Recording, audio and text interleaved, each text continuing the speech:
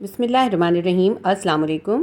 Maths class 9 आज मैं आपको रिव्यू एक्सरसाइज नंबर 3 कराऊंगी। यूनिट नंबर 3 की जो रिव्यू एक्सरसाइज है आज वो मैं आपको पूरी कंप्लीटली सॉल्व कराऊंगी। क्वेश्चन नंबर 1 है encircle the correct answer. Correct answer को आपको सर्कल करना है। नंबर 1 है every polynomial is, her polynomial होता है। आपको बताना है इनमें से कौन सा ऑप्शन जो है वो पॉलिनोमियल की डेफिनेशन पे पूरा उतरता है। ऑप्शन ए है एन इरेशनल एक्सप्रेशन, कोई इरेशनल एक्सप्रेशन जो होती है वो पॉलिनोमियल होती है। ऑप्शन बी है अरेशनल एक्सप्रेशन, एक रैशनल एक्सप्रेशन जो है वो पॉलिनोमियल होती है। ऑप्शन सी है अ सेंटेंस, कोई भी एक जो सेंटेंस होता है वो पॉलिनोमियल होता है। ऑप्शन डी है नन ऑफ दिस, इनमें से कुछ भी नहीं। पॉलिनोमियल क्या होता है? एक रैशनल एक्सप्रेशन जो है वो पॉलिनोमियल होती है। पॉलिनोमियल, रैशनल और इरेशनल एक्सप्रेशन, जब मैंने आपको ये चैप्टर कराया था तो उसके साथ ये तीनों इंपॉर्टेंट टर्म्स भी मैंने आपको समझाई थी, ठीक है। लेकिन मैं आपको शॉर्टली एक्सप्लेन कर देती हूँ। रैशनल एक्सप्रेशन क्या होती है? एक तो एक्सप्रेशन क्या होता है? सबसे पहले एक्सप्रेशन वो होता है जिसके अंदर कोई इक्वल का साइन वगैरह नहीं होता। जैसे आप ये 4 में देखें, ये जो है ना, ये वाली, ये एक एक्सप्रेशन, इसके अंदर कहीं इक्वल नहीं है, ठीक है। तो ऐसी एक्सप्रेशन जिसके अंदर एक या एक से ज़्यादा वेरिएबल्स हों वो कहलाती है पॉलिनोमियल। और उन वेरिएबल्स के ऊपर जो पावर है ना वो पॉजिटिव होनी चाहिए। अगर वो पावर पॉजिटिव है तो वो फिर रैशनल एक्सप्रेशन कहलाती है। अगर पावर नेगेटिव हो जाती है तो फिर वो इरेशनल एक्सप्रेशन कहलाती है, जिसमें न्यूमरेटर और डिनोमिनेटर जैसे P/Q, पॉलिनोमियल के अंदर न्यूमरेटर और डिनोमिनेटर दोनों जो हैं वो रैशनल होने चाहिए, यानी उनके अंदर जो वेरिएबल्स हों उनकी पावर नेगेटिव नहीं होनी चाहिए, ठीक है। तो एक पॉलिनोमियल क्या होता है? एक पॉलिनोमियल एक रैशनल एक्सप्रेशन होता है, यानी ऐसी एक्सप्रेशन जिसके अंदर न्यूमरेटर और डिनोमिनेटर दोनों रैशनल हों, यानी उनके वेरिएबल्स की पावर नेगेटिव ना हो, वो कहलाता है पॉलिनोमियल। एमसीक्यूज नंबर 1 का आंसर आएगा option B, a rational expression. MCQs number 2 है a surd which contains sum of two monomial surd is called. एक सर्ड जिसके अंदर दो मोनोमियल सर्ड्स का सम हो उसे क्या कहते हैं? पहले तो अब आपको ये जानना जरूरी है कि सर्ड क्या चीज़ होती है। ऐसी वैल्यू जिसके ऊपर रेडिकल बना होता है, अंडर रूट के अंदर जो वैल्यू होती है वो सर्ड कहलाती है। जैसे यहाँ पे देखिए √7 है, ये सर्ड है। दो सर्ड्स का सम निकाल लेंगे वो कहलाएगा बाइनोमियल। जब हम 3 सर्ड्स का सम निकाल लेंगे वो कहलाएगा ट्राइनोमियल। और जब सिर्फ एक ही सर्ड होगा तो हम कहेंगे मोनोमियल, ठीक है। तो अब हम दोबारा से इसको पढ़ते हैं। A surd which contain sum of two monomial surd is called. एक ऐसा सर्ड जिसके अंदर दो मोनोमियल सर्ड का सम होता है उसे क्या कहते हैं? जो मैंने आपको साथ में समझा भी दिया है। ऑप्शन ए है ट्राइनोमियल सर्ड, ऑप्शन बी है बाइनोमियल सर्ड, ऑप्शन सी है कॉन्जुगेट सर्ड, ऑप्शन डी है मोनोमियल सर्ड। तो ऐसा सर्ड जिसके अंदर दो मोनोमियल सर्ड को सम निकाल रहे हों वो कहलाता है बाइनोमियल सर्ड, क्योंकि इसके अंदर दो सर्ड्स हैं, ठीक है। एमसीक्यूज नंबर 2 का आंसर आएगा option B, binomial surd. MCQs 3 है 3x + 2y - 3 is an algebraic. देखिए ये जो आपको वैल्यू दी है ये क्या है आपको बताना है। ऑप्शन ए है एक्सप्रेशन, एक्सप्रेशन है। ऑप्शन बी है इक्वेशन, ये एक इक्वेशन है। ऑप्शन सी है सेंटेंस, ये कोई सेंटेंस है। ऑप्शन डी है इन इक्वेशन, एक इन इक्वेशन है। इन इक्वेशन का मतलब होता है ये जो हम कहते हैं ना इक्वल नहीं है, ठीक है। अब देखिए इसके अंदर कहीं इक्वल का साइन नहीं है तो ये इक्वेशन तो नहीं है, और कहीं पे नॉट इक्वल का साइन भी नहीं है, और ग्रेटर और लेसर का साइन भी नहीं है, तो ये अनइक्वल भी नहीं है। सेंटेंस क्या होता है? कोई भी जुमला, जैसे कि अब ये एक लिखा हुआ है ये सेंटेंस है, तो ये सेंटेंस भी नहीं है। ये क्या चीज़ है? ये है एक एक्सप्रेशन। एमसीक्यूज नंबर 3 का आंसर आएगा ऑप्शन ए, एक्सप्रेशन। एमसीक्यूज नंबर 4 है the degree of the 3x² + 5y4 - 10 is. आपको बताना है कि ये जो आपको एक एक्सप्रेशन गिवन की है इसमें हाईएस्ट डिग्री कौन सी है। अब इसको पहले आपको समझना पड़ेगा। देखें आपको मैंने बताया कि ये क्योंकि इसमें इक्वल का साइन नहीं है इसलिए ये एक एक्सप्रेशन है, और इसके अंदर देखें x, y यानी वेरिएबल मौजूद है, तो ये एक पॉलिनोमियल है, ठीक है। इस पॉलिनोमियल के अंदर हमें बताना है कि हाईएस्ट डिग्री कौन सी है। अब इस पॉलिनोमियल के अंदर जो है कितनी टर्म्स हैं? इसके अंदर 3 टर्म्स हैं। देखिए एक ये पूरी 1 2 3 टर्म्स हैं। आपको कैसे पता था इसमें कितनी टर्म्स हैं? क्योंकि टर्म्स जो होती हैं ना, जब प्लस माइनस बीच में आता है उससे टर्म बनती है। देखिए सबसे पहले 3x² है, फिर प्लस है, फिर 5y4 है, फिर माइनस है, फिर 10 है। तो देखें इन प्लस माइनस की वजह से ये 3 टर्म्स हैं, 1 2 3। ये जो 3 टर्म्स हैं, अब इसके अंदर हमें डिग्री फाइंड करनी है कि हाईएस्ट डिग्री कौन सी है। अब एक टर्म के अंदर जितने भी सारे वेरिएबल्स की पावर होंगी उनको हम सम निकाल लेते हैं। अब देखें इसके अंदर x पे स्क्वायर है, y पे 1 है, तो 2 और 1 कितना हो जाएगा 3। इसके पास डिग्री हो गई 3, इस फर्स्ट टर्म की डिग्री है 3।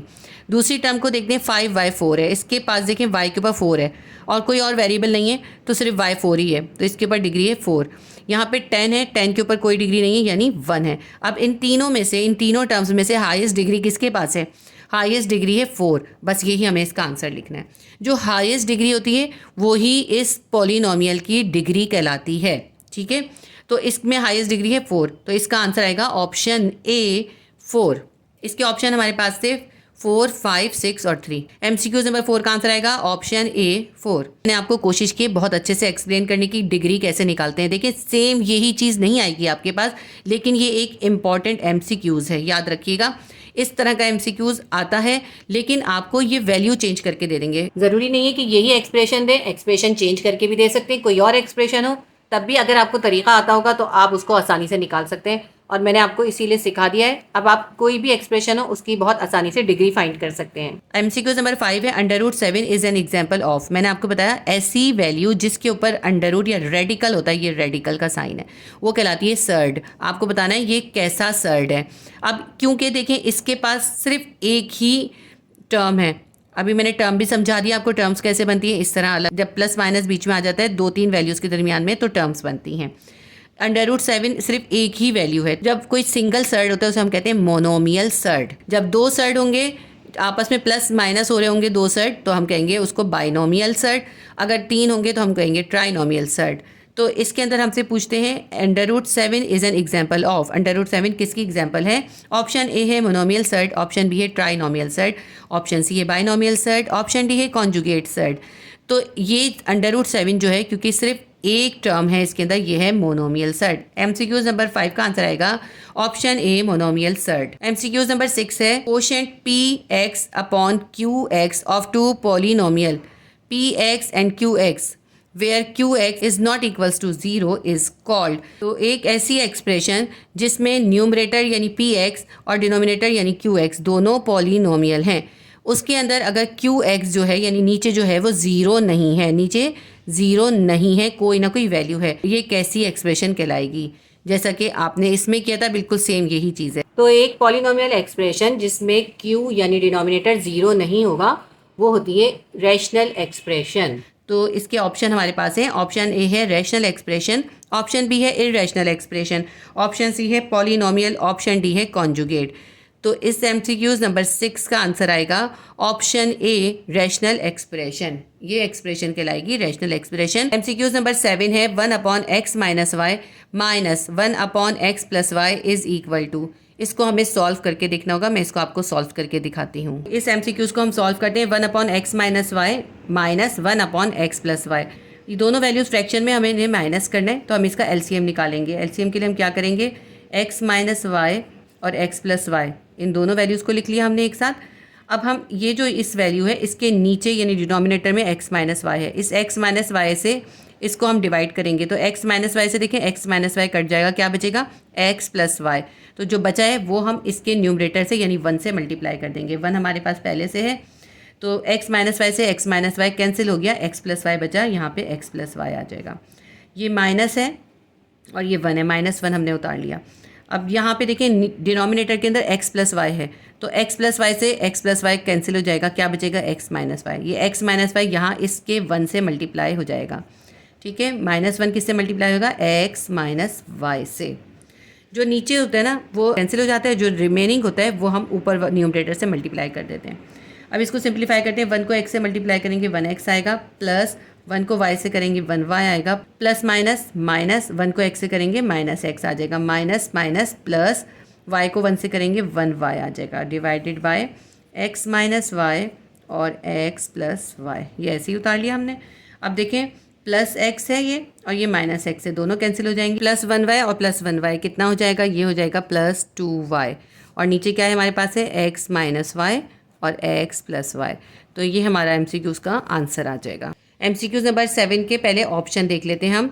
ऑप्शन ए है 2x upon x square minus Y square, option B है 2y upon x square minus Y square, option C है -2x upon x square minus Y square, option D है -2y upon x square minus Y square. हमारा answer क्या निकला था, हमारा निकला था +2y upon x square minus Y square. तो MCQs नंबर 7 का आंसर लगाएंगे option D 2y divided by x square minus Y square. MCQs number 8 है conjugate of 2 minus under root 3 is. आपने 2 माइनस अंडर रूट 3 का conjugate करना है। Conjugate हम कैसे करते हैं? कॉन्जुगेट के अंदर हम ए वैल्यू को नहीं कुछ करते, बी वैल्यू जो होती है ना हमारी, जो सेकेंड वैल्यू होती है बी वैल्यू, ये ए है और ये बी है, तो जो बी वाली वैल्यू होती है उसका हम साइन इन्वर्स कर देते हैं।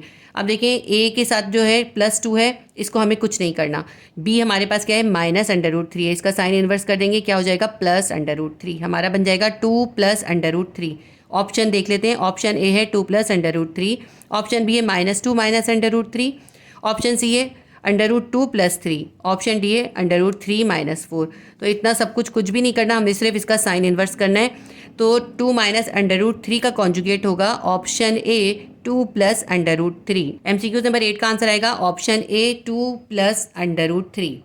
MCQs नंबर 9 है a³ minus 3ab bracket a minus b bracket close minus b³ is equals to. हमें बताना है ये जो है ना, इस कौन सा फॉर्मूले की ओपन फॉर्म है, इसका फॉर्मूला अगर हम क्लोज करेंगे तो कौन सा फॉर्मूला होगा। आपको फार्मूलाज याद होने बहुत ज़रूरी है क्योंकि चैप्टर नंबर 3 और चैप्टर नंबर 4 में वही सेम फार्मूलाज बार बार यूज़ होंगे। तो ये जो फार्मूला है ये है क्यूब का फार्मूला। ये हमें बहुत सिंपल तरीके से पता चला कि क्यूब का है, क्योंकि देखिए यहाँ ए पे भी क्यूब है, यहाँ बी पे भी क्यूब है, दोनों डायगोनल्स पे इसके क्यूब है, इसका मतलब है ये क्यूब का फार्मूला है। तो दोनों पे क्यूब है, कि हम क्या लिखेंगे? a minus B whole cube. Minus क्यों आएगा? ये जो यहाँ पे साइन है वही साइन आता है, ठीक है। यहाँ पे देखिए यहाँ भी माइनस है, यहाँ भी माइनस है। जब इसका फॉर्मूला क्लोज होगा बनेगा a minus B whole cube, ठीक है। अब फिर भी हम ऑप्शन देख लेते हैं। ऑप्शन ए है a minus B whole cube, option B है a plus B whole cube, option C है a³ plus b cube, option D है a³ माइनस बी क्यूब। तो ये जो फॉर्मूला हमें गिवन है ये ओपन फॉर्म है a minus B whole cube की। MCQs नंबर 9 का आंसर आएगा option a minus B whole cube. MCQs number 10 है if a plus b is equals to 5 and a minus b is equals to 3 then value of a b is. अब ये पूरा छोटा सा एक question है, आपको इसको सॉल्व करना होगा। a प्लस बी की वैल्यू दे दी, a माइनस बी की वैल्यू दे दी और a b की वैल्यू आपको फाइंड करनी है। ये मैं आपको सॉल्व करके दिखाती हूँ। MCQs नंबर 10 हम सॉल्व करते हैं।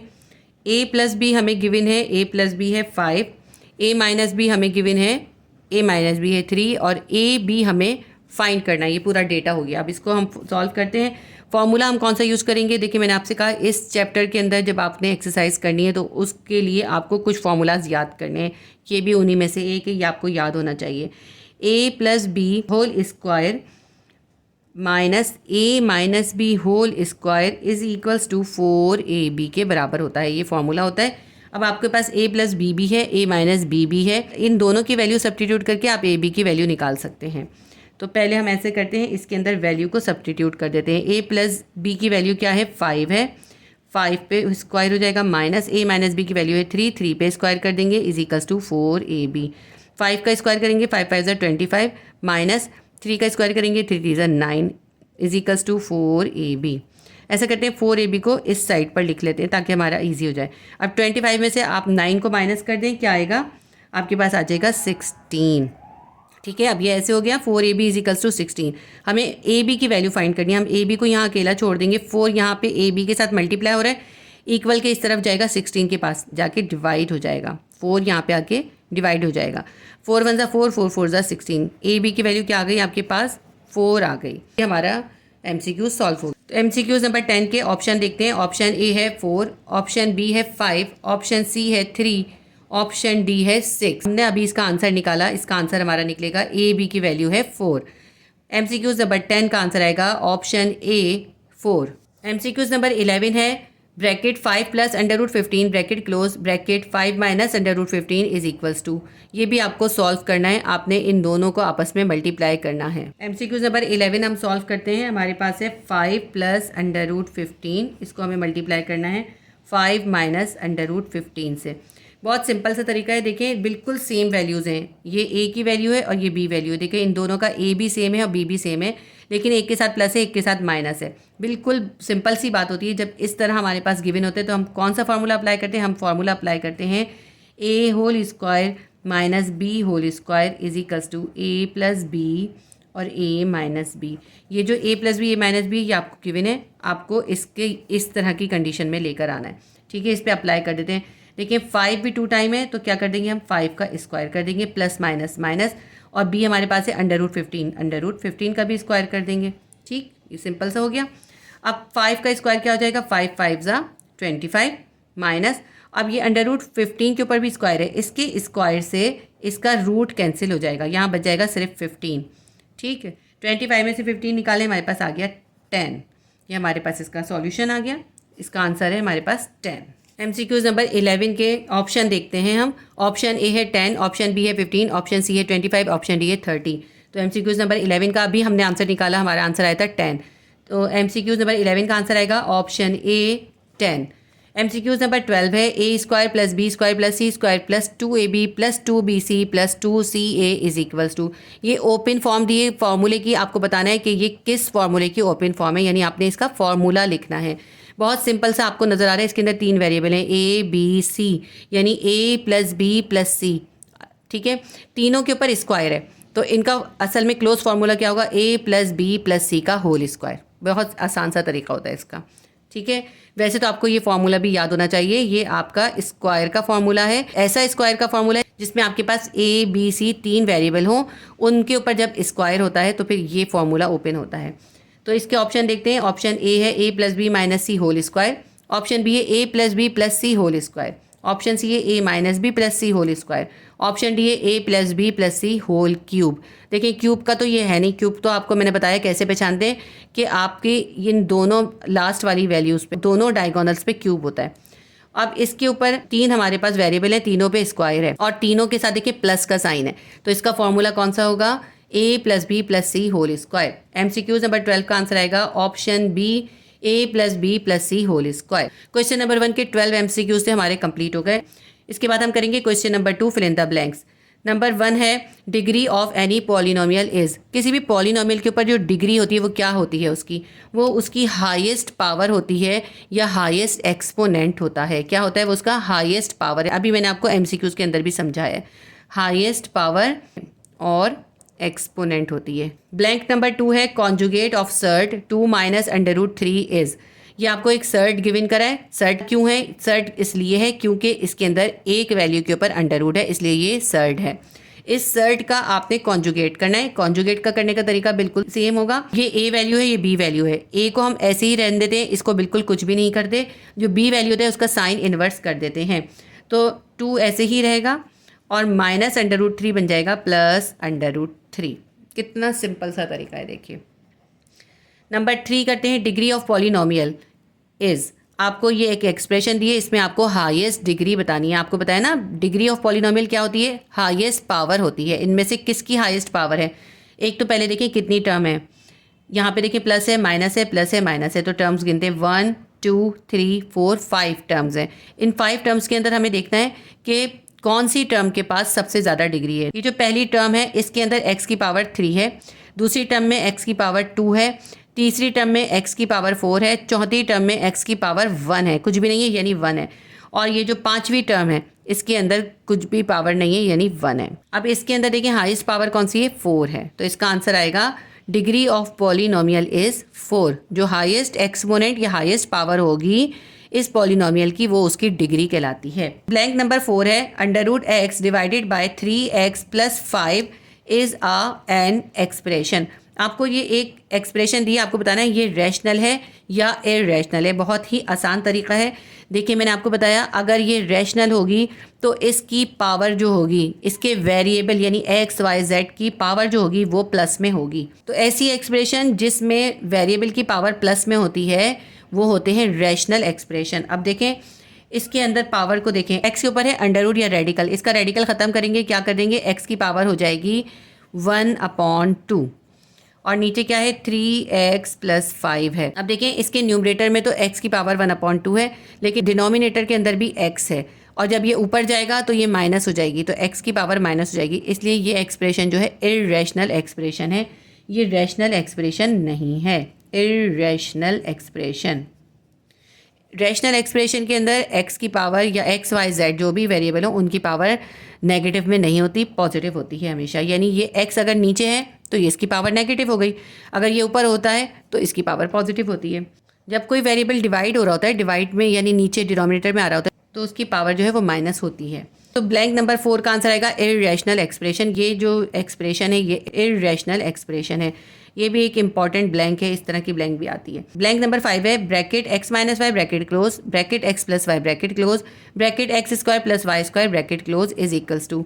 ये भी आपको जो है क्वेश्चन सॉल्व करना होगा। ब्लैंक नंबर 5 को सॉल्व करते हैं। x minus Y multiply by X plus Y multiply by x square plus Y square. आपने इसको सॉल्व करके निकालना है कि इसका आंसर क्या आएगा। तो x माइनस वाई और x प्लस वाई बिल्कुल सेम वही है। ये आपका फॉर्मूला खुला हुआ है, आपने इसके ऊपर फॉर्मूला 5 अप्लाई करना है। यानी देखें x भी 2 टाइम हम कर देंगे x पे स्क्वायर प्लस माइनस माइनस, और y भी 2 टाइम है y पे भी कर देंगे स्क्वायर। ठीक है, अब यहाँ पे है X square plus Y square, ऐसे ही उतार लिया। अब ये हमारे पास हो गया X square minus Y square, और यहाँ पे हो गया X square plus Y square. ये हमने फॉर्मूला 5 अप्लाई करा है इसके ऊपर। अब देखें ये भी दोनों वैल्यूज़ बिल्कुल सेम है। ये a होता है और ये b होता है। इन दोनों का a भी सेम है, इन दोनों का b भी सेम है। एक के पास माइनस है, एक के पास प्लस है, तो हम इसके ऊपर वही फार्मूला 5 अप्लाई करेंगे। मैं एक बार ऐसा करती हूँ, आपको यहाँ फार्मूला लिख कर बता देती हूँ। फार्मूला हम करेंगे a whole square minus B whole square is equals to a plus B a minus B. ठीक है, तो अब इसको मैंने सॉल्व करना है। ये हमारा a है, हम क्या कर देंगे a के ऊपर भी स्क्वायर कर देंगे। a हमारे पास है एक्स स्क्वायर, इसको भी स्क्वायर कर दिया, माइनस वाई स्क्वायर है, ये भी 2 टाइम है, इसको भी स्क्वायर कर दिया। क्या बन गया ये x4 2 2 4 माइनस एक्स स्क्वायर का स्क्वायर बन गया x4, वाई स्क्वायर का स्क्वायर बन जाएगा y4 यानी 2 2 4, y की पावर हो जाएगी 2 2 4, x4 माइनस y4 हमारा इसका आंसर है। ब्लैंक नंबर 5 का हमारा आंसर आएगा x4 माइनस y4। इसके साथ ही यूनिट नंबर 3 की रिव्यू एक्सरसाइज मैंने आपको कंप्लीट करा दी। इसके अंदर जितने एमसीक्यूज और ब्लैंक्स थी वो आपको कंप्लीट करवा दी हैं। उम्मीद करती हूँ ये वीडियो आपके लिए हेल्पफुल रही होगी। प्लीज़ वीडियो को लाइक कीजिए, शेयर कीजिए और सब्सक्राइब कर लीजिए अगर आपने सब्सक्राइब नहीं किया है तो। अल्लाह हाफिज़।